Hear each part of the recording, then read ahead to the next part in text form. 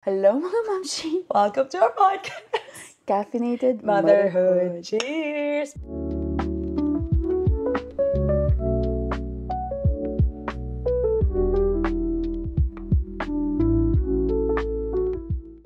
Okay, for today's episode, For today's episode, we are still doing our short episode. short episode like last week. So we're just answering yung mga questions na tinanong from our listeners. So for today is we're going to talk about, do we compare ourselves to other moms?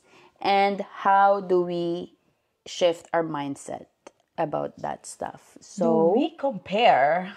yeah. So, ang baho mo to si Chewy. Anyways, grab your coffee, grab your tea, grab your water, and let's Chat. Bakit nagkakaroon ng idea to compare? I think, comparison-wise, social media plays a huge I part. was gonna say that, yeah. Yeah, comparison-wise. Kasi, alam na naman natin to, pero di ba sa social media kasi, puro good stuff ng motherhood na nakikita mo. Like, parang, let's just say, kunyari ngayon, nasa ano kasi ako nasa pagpapakain ako. Yung mga baby-led weaning chuchu ekers, yung makikita ko, what's my 10-month-old eating for a day? And then like, talagang stuck. Sabi ko, whatever.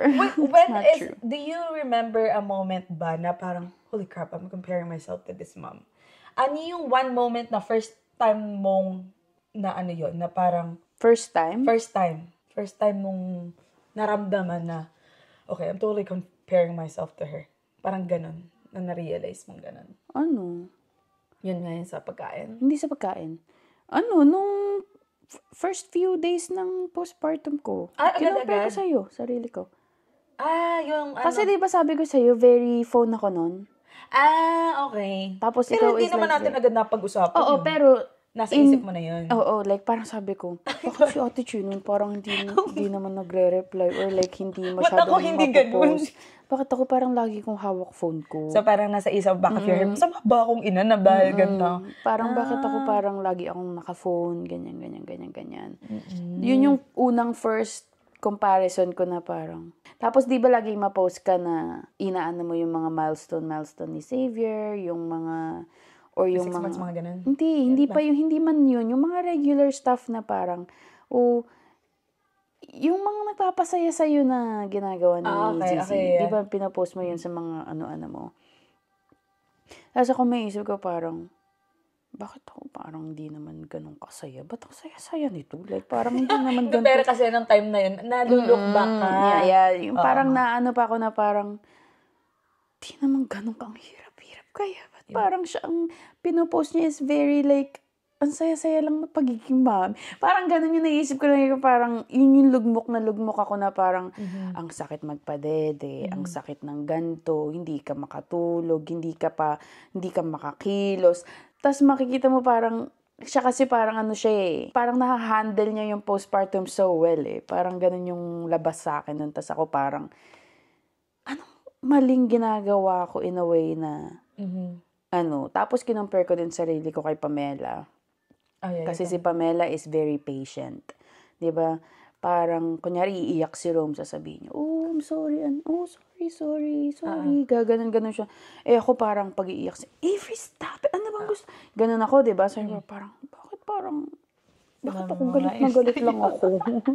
Bakit sila parang ang very gentle nila, parang ganon. Doon ako unang mga I think kung babalik naman ako sa una, hindi ko pa na-realize siguro na nako-compare ko yung sarili ko. Pero yung pinaka parang natatandaan ko talagang, kino-compare ko yung sarili ko dito was, nung nag-travel kami papuntang Pilipinas, may kasabay kaming pamilya. 2 na anak, besh. Sabi ko, bakit ito?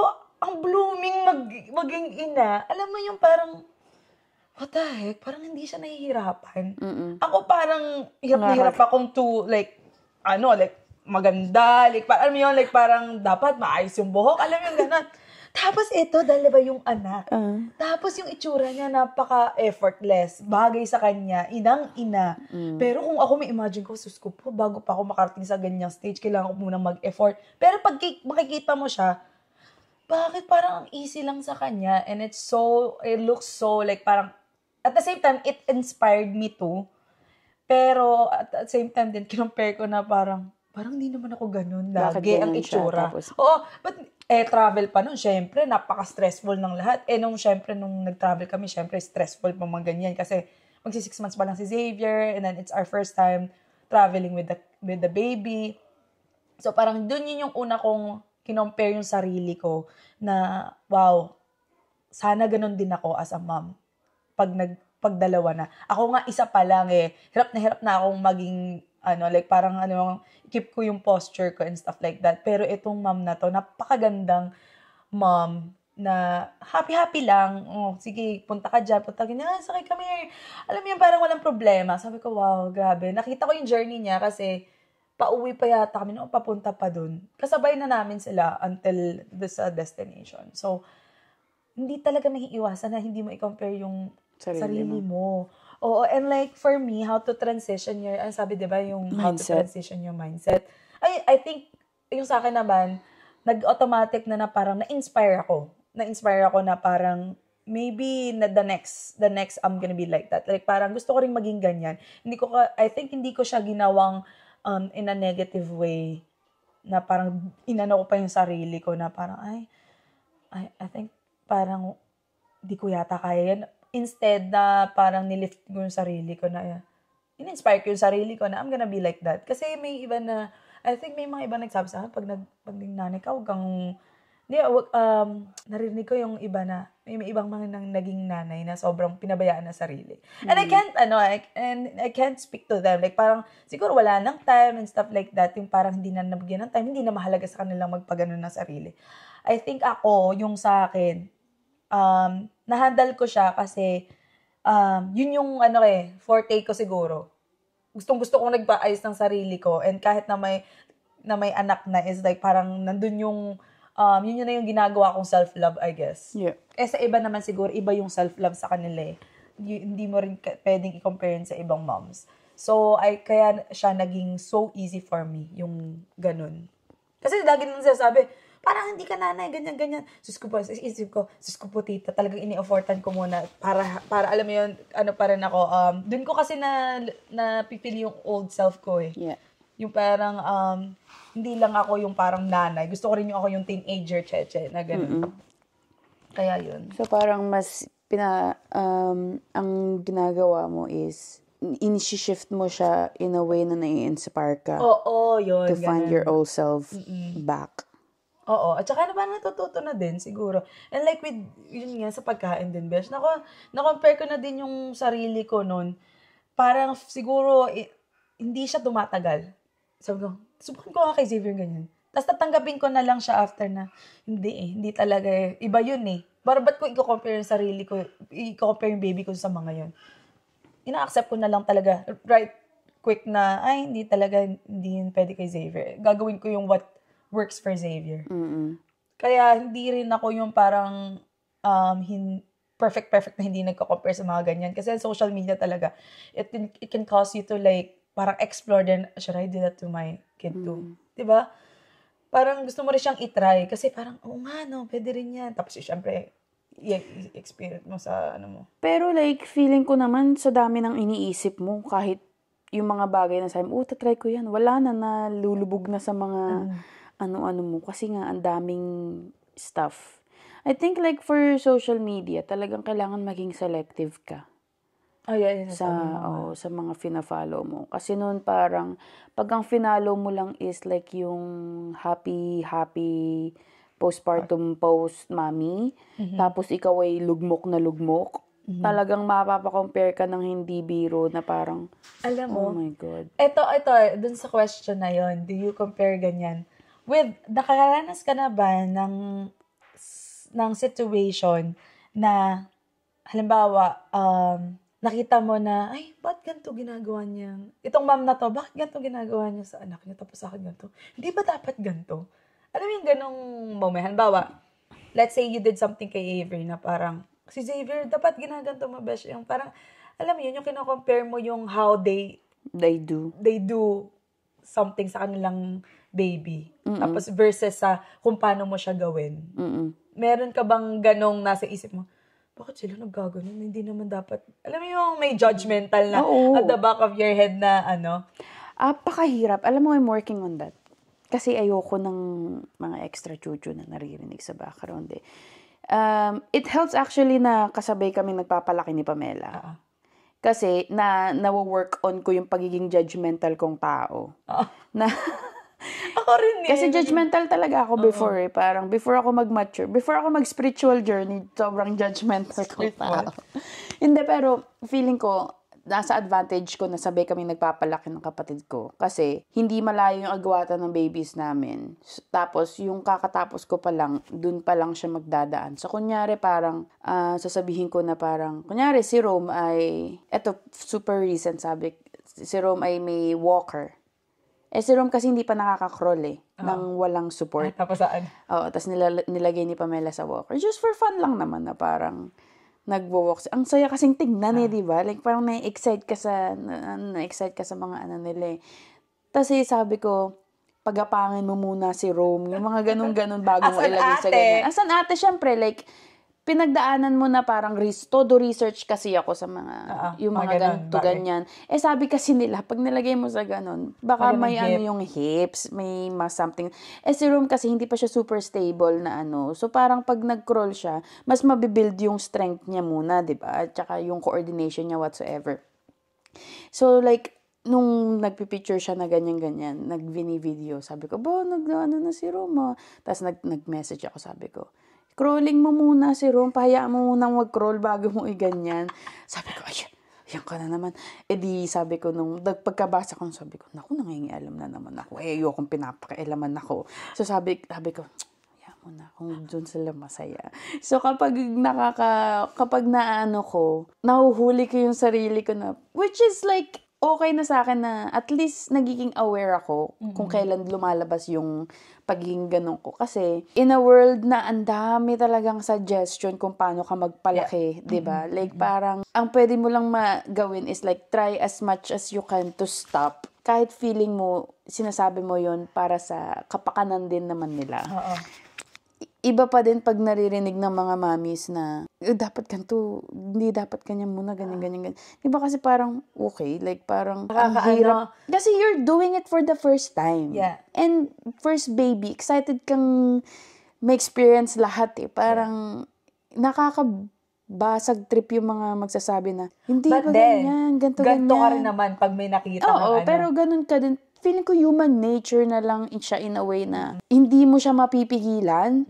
Pero for me, I think as long na aware ako kung kailan nangyayari yon, as long na tinatry ko yung best ko na wag mag-say ng kung ano-ano, that's good enough. Like, that's good enough practice for myself. Kasi hindi mo talaga siya mapipigilan. And mas mahirap yon kung hindi ka pa din mommy. Kasi hindi mo alam yung feeling na you're trying your best every day and then maririnig mo, bakit ganito ganyan? Alam mo yun, parang pakialam mo. Parang iba yung ano. So, nung naging mommy na ako, doon ako mas naging aware na parang, hindi pala dapat lahat ng nasa isip ko ay sinasabi ko sa kapwa mommy. Kasi, hindi ko naman alam kung ano yung na-experience nila. At saka kapag may sinasabi kang, kunyari kay Rome ulit, laging si Rome kasi si Rome may malapit. Sabi ko, di ba nagko-close open? Kaya gano'n ako sabi, wag pala ganun. Kumbaga parang wag pala ganun kasi baka mapaisip si Pamela, bakit hindi pa nagko-close open si Rome? Ganto ganyan. Tapos sasabihin niya, ate si Avery ba ganto na? Sabi ko, minsan sabihin ko, hindi pa. Oo, nagganyan na siya ng ganyang edad. Lagi ko siyang na. Pero iba na, malay mo si Rome, pa lang, ganyan. Iba ang nila, ganyan.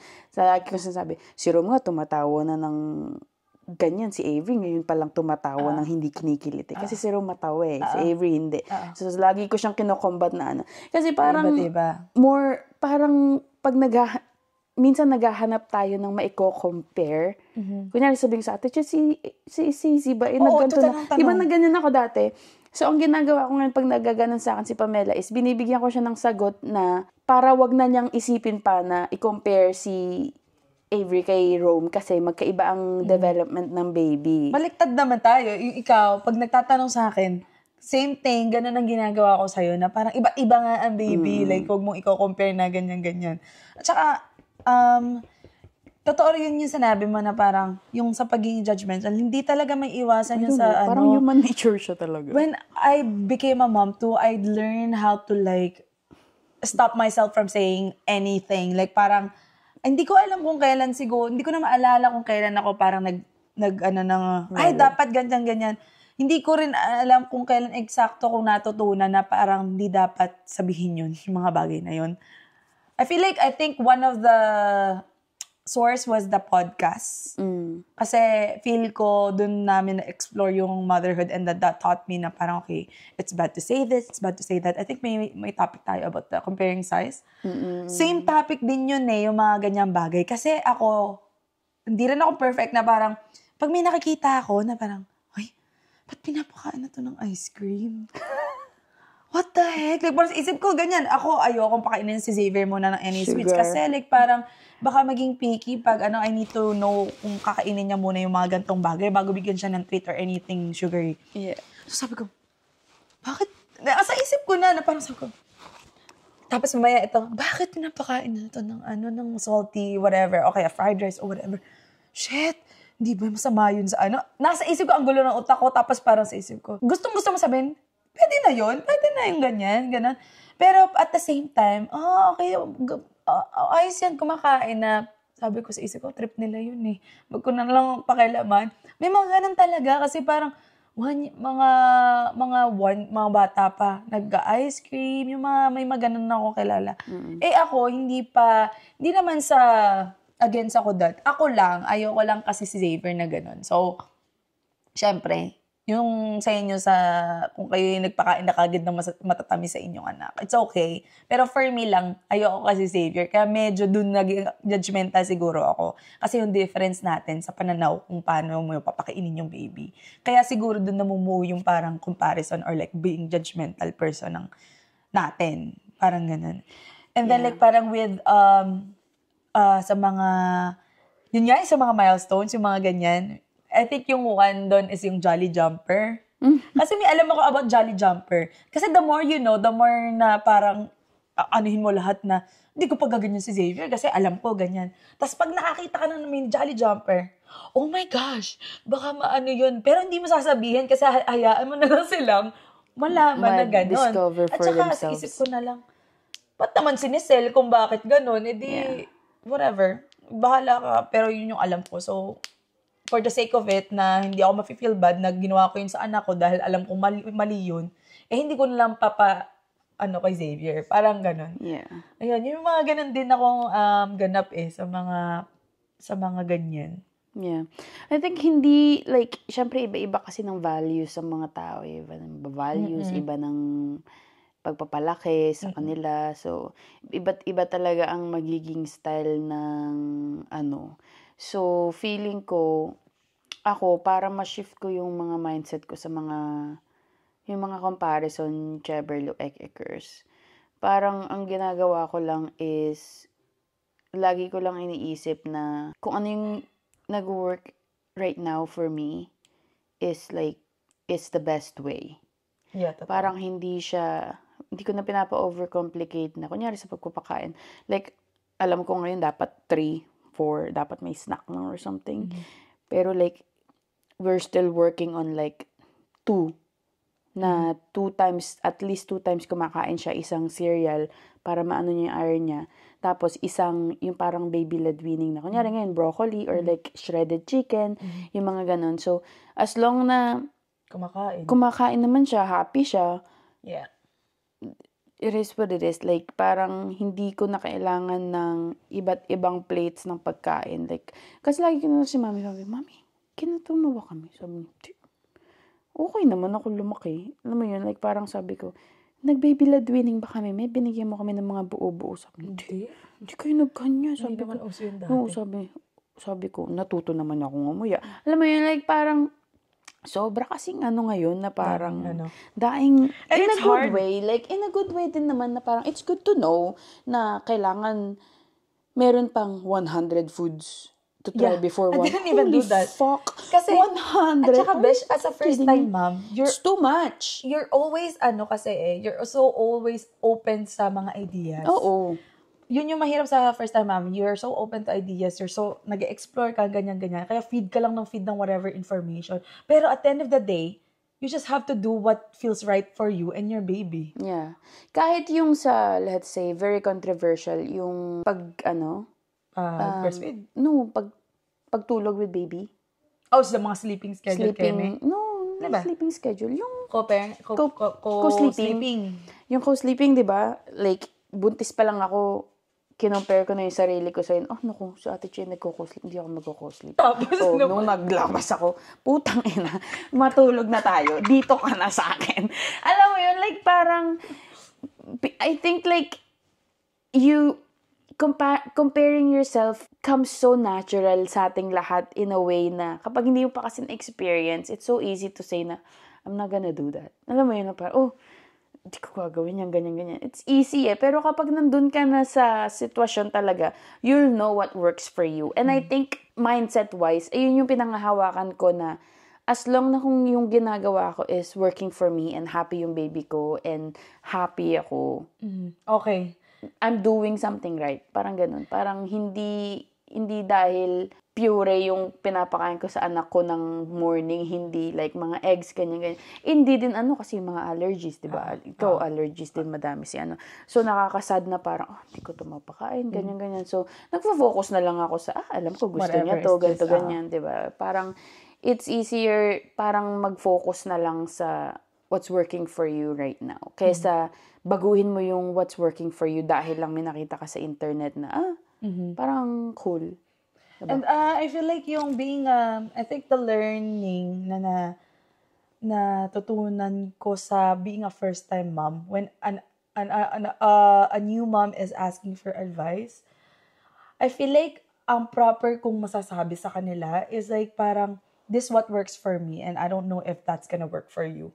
Yun yung at the end of whatever conversation we had, whatever yung mga nireko sa kanya. Pero, mag-work lang yun kung mag-work sa baby mo. Yeah. Para ba? Kasi, yung ibang pinagtanungan ko, do this, do that, do that. Wala naman silang sinabi na, na kung mag-work yan, ganyan yan. So, na-expect ko, mag-work. So, parang, as a first-time mom na, mag-a-advise ka sa someone na magiging mom pa lang, yun yung one thing na malaman nila na hindi lahat mag-work dahil nag-work lang dito sa mom na to. You gotta explore kung ano yung nag-work sa inyong dalawa ni baby. Yun yung pinaka-importante, di ba? Kasi hindi pwedeng yun na nag-work kay AJ, mag-work sa akin. Kasi napaka-different ng aming motherhood journey. Yeah. Diba? Yeah. So, yun. With comparing naman with moms, very normal. Yeah, don't feel bad if you feel like very comparing ka, ganyan, or like, I think it's just our natural way. And transitioning to, ano ang sabi niya? Mindset. Shit naman, no? And transitioning your mindset. Malalaman nyo yun. Good night na. Malalaman nyo yun. I think like parang pag mom kayo, napaka-easy nun i-transition to like, you know what, I'm not gonna say anything. This might hurt her or this might worry her. Kasi alam ko, ito, to add ha, may one thing sa akin na I feel like mom din siya. Sabi niya sa akin, there's something, sorry to tell you this, but I'm very concerned. But I know that, huwag mo masyadong isipin masyado tong ganyan-ganyan. Pero sinabi pa rin sa akin, kahit huwag ko daw masyadong isipin. Alam niyo, first time mama ko, yung daw mata ni Xavier, hindi daw gitna o whatsoever. Sino ba namang hindi mag-iisip ng, tingnan mo nga yung mga picture, yung mata ba niya, ganyan-ganyan. May mga ganong kasing, besh, sa mga mata, pag nag-grow ka, pag nag 1 year old yun at hindi pa masyadong gitna? Aligned, meron kang may i-fix nila tapos papalagyan ng whatever. So, doon talaga ako nag-overthink. Sabi ko, 2 days ko yata yung inisas ko. Lagi ko titingnan yung mata ni Xavier. Kaya, yun yung epekto, guys, ng pag sinabihan yung isang first time na parang, hindi naman masyadong, like parang, ang hirap i-shift na hindi mo siya iisipin. Pero, at the same time, you're so concerned na, baka tama nga yung sinabi niya. Grabe, ayun, stranger pa besh ha, na parang just like recent, na parang bigla na lang napatingin sa kay Xavier. And then medyo parang 5 months pa lang yata siya, ganyan. Eh, di ba minsan ang mga mata nila is like, nag-ano pa, hindi pa masyadong align. So sabi ko, should we, pa-check up siya? Like parang pag 1 year old daw, free daw ang check up. Gumaganon pa si ate, visit na visit talaga ako. Ayaw kitang i-overtake, pero sinabi sa akin, ay, visit. Kaya yun, dun ako natuto na, parang kung hindi naman talagang worst na you don't need to tell the mom, don't tell the mom. Like parang hayaan mo na siyang to figure out whatever. Kasi connected yan, baby mo, champ, connected yan. Pero parang kung di naman masyadong, wag nyo nang sabihin. Kasi talaga, kakapraning. Yeah. Pero yeah, yun yung aking experience noong time na yun nga pala. Buti naalala ko yun. Yeah, nakakapraning talagang maging mommy. Pero yeah. In general. Yun na, nakakapraning. Sino ba I think it nag-question na comes to? with, si Cheska. Yes, talaga mga question ni Cheska. Sana nakikinig ka, Ches, ha? Yeah, pero like, feeling ko, all of that will, Yeah. ang We'll advice, go with the flow. yeah. O anong advice mo sa, Nasabi ko na advice ko. advice mo ba? Nasabi mo na ba? Ganun ba? Ayun nga, di ba nasabi na naman Wala natin? ba ako dito? Bakit tinanong ko pa yun? Inis. Yeah, guys. I think, Yun na yun. let's just do our best. Yes. Okay? One day at a time. Okay? Yeah, I think that is it for our today's episode. Yeah, that's it for today's epi. Kaya pala natin magdadadada sa isang question lang. Oo. Pang inis. Ngayon nagpatunay na ang daldal pala namin dalawa. One Hindi, question, kasi lagi 30 kaming minutes. merong, para, ngayon, parang Just to sabi ko, change. napatanong ako sa mga listeners, ano bang gusto nilang mapakinggan talaga na pwede nating pagchikahan? And this is very chikahan style in a way na parang nagkakwentuhan lang talaga kami, walang questionnaires whatsoever. So let us know if you like this style better or yung may script kami of questions to answer and stuff. But, ayun guys, that is all for today's episode. Hopefully, the next episode is with a guest because I know that you guys like our guests more than ourselves. September, bash. Wala September. Yeah, meron tayo dapat kaso hindi nag-work. Wala na, ubos na yung September. Carry ba to? Ubos na yung September. October na. Yeah, so for the next episode, we'll have our guest earlier. Kasi we usually have our guest sa last Monday ng month. Pero this time, we'll have it a little earlier for the month kasi wala kami ng September. And, Thank you guys for listening. We'll see you guys on our next epi. Yes, follow our social media, please. Bye.